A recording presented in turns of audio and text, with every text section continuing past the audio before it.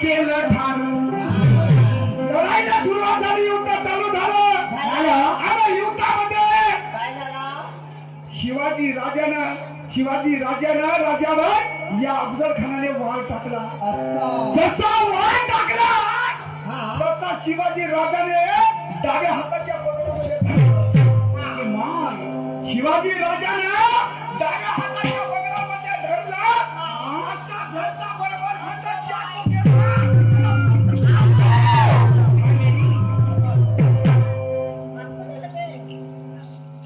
एका चाकूमध्ये ते जे शिवाजीच्या हातामध्ये वाघ नख होते ते वाघ नख असा धरला आणि या दोन्ही वाघ नखाला चिरला. काढल्या